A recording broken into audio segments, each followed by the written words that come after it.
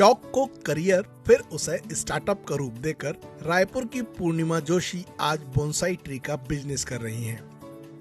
उन्होंने अपने शौक को स्टार्टअप का रूप दिया, फिर ऑनलाइन शॉपिंग साइट के जरिए इसे बेचने लगी। अब वह इससे अच्छी खासी कमाई कर रही हैं। बोनसाई ट्री की अच्छी खासी डिमांड भी है। उनके पास 3 इंच से लेकर 60 इंच तक के बोनसाई ट्री हैं, जिसकी कीमत 300 रुपए से लेकर लगभग 40,000 रुपए तक है। इनकी बिक्री भी खूब ज्यादा होती है।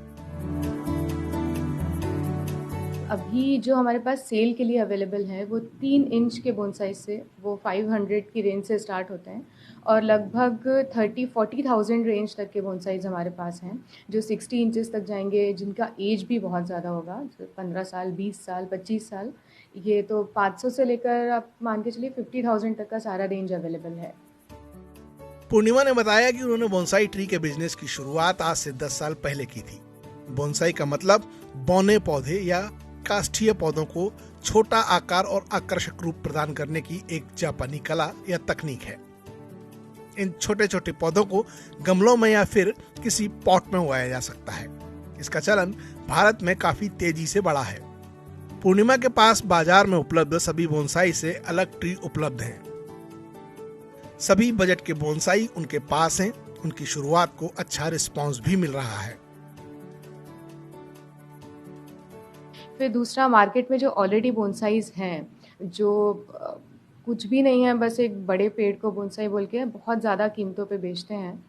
इन्हें लोगों की उस मेंटालिटी को दूर करना, मार्केट में खुद की एक पोजीशन बनाना, तो और बजट बोनसाइज जो हमारा कॉन्सेप्ट था वो लोगों तक पहुंचाना मेन ये था, जिसमें कि आदित्य के सहयोग से काफ़ी पिछले 3 सालों से हमने इसे भारत के हर कोने में पहुंचाया है। रिस्पांस लोगों का बहुत अच्छा है।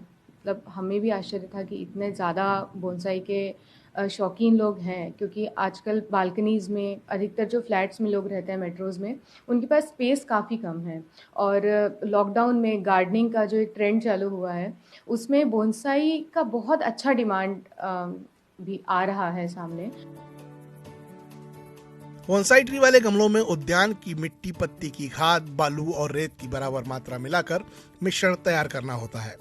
फिर इनकी पतली शाखाओं को तांबे और एल्यूमिनियम के तार के जरिए निश्चित दिशा दी जाती है। इसे रखने और फिर सहेजने का तरीका भी बिल्कुल अलग है। सर, बोनसाई ट्री बेसिकली जो रहते हैं उनको बोना पेड़ यहाँ पे कहा जाता है। यूजुअली बहुत सारे लोग उसको घर में रखते भी हैं अच्छे तरीके से। इनकी मेंटेनेंस ज़्यादा ऐसा कुछ नहीं होती है। बस जब इनकी प्लांटेशन होती है तब हमको कुछ चीज़ों का ध्यान रखना पड़ता है, जैसे कि मेडिकेशंस का। और जब उनको इंस्टॉल कर दिया जाता है तो उनके हर 1-2 महीने की आड़ में इनकी कटिंग होती है।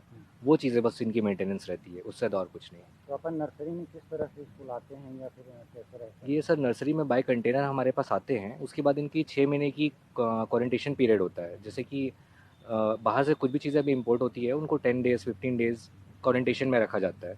वैसे ही इसकी क्वारंटेशन 6 मंथ्स की होती है। उसके बाद फिर इनकी वापस रीग्रोथ होती है, फिर इनको सेलिंग के लिए निकाला जाता है।